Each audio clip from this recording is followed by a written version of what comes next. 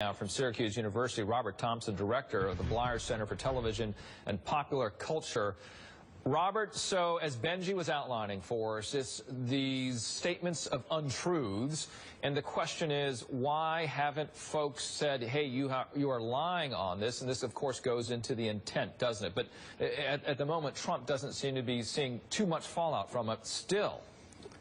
Well, I think a lot of people are calling him on these things. I've seen a lot of segments about fact-checking what Trump has just said. Not only, if we're calling the media, not only the news media establishments, but comedians are doing a bang-up job of night after night after night showing a clip of something Trump said and then deconstructing how the facts don't bear this out.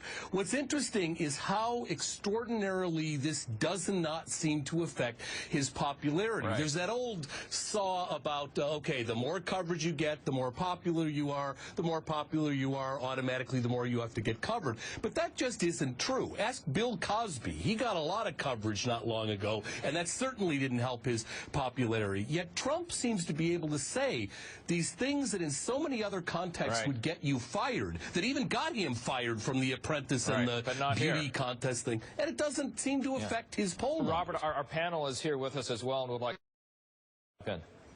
I just think actually this might finally, Richard, start to bring him down. He's not going to collapse entirely because there's 15, 20, 25% of Republican voters who are going to vote for him regardless. But in terms of a ceiling on his support, it's one thing in the Republican Party to go after Mexicans, Muslims. You have a demagoguery in that party that's acceptable when it comes to minorities. But most Americans have somebody they know or somebody in their family who's disabled.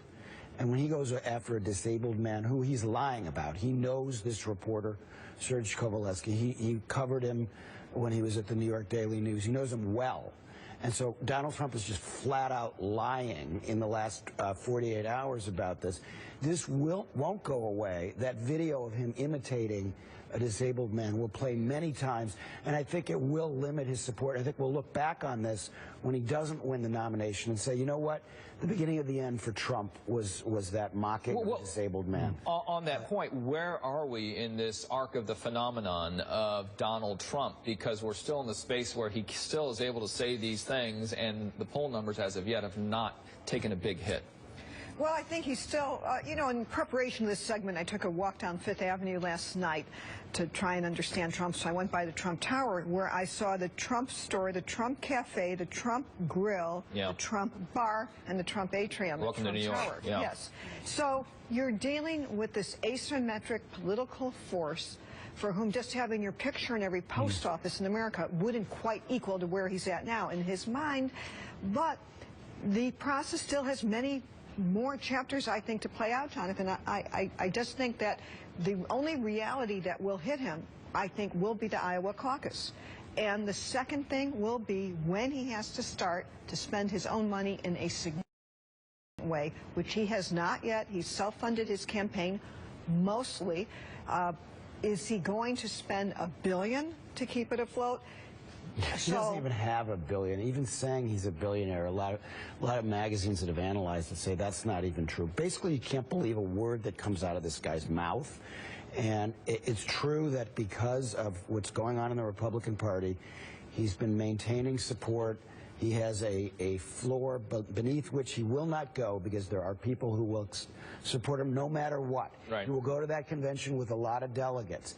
But at a certain point, there are norms that when you violate them, and I think handicapped people fit that that third rail, but the bullying seems to be working when it comes to the media for him. Well, we'll see after this latest incident. I think what Trump, a couple of things that he's really benefited from is his celebrity, number one, the feeling that people already knew him to be outrageous, so when he makes outrageous comments, they seem part and parcel of the Trump persona, and that has also translated to a lot of GOP voters as strength.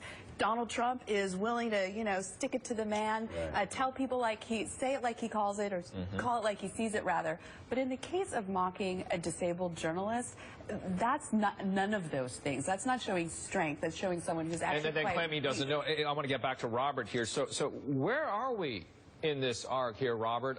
If it's a phenomenon of Donald Trump, which most of us are saying here, are we towards the end before this ends? Well, I think Donald Trump, he reminds me so much of P.T. Barnum. He is really good at this Act 1 of the process he's in. But he's going to have to get to Act 2. And I don't think he's going to be nearly as good at operating at that stage of this electoral process as he is in playing this act that he's done so far.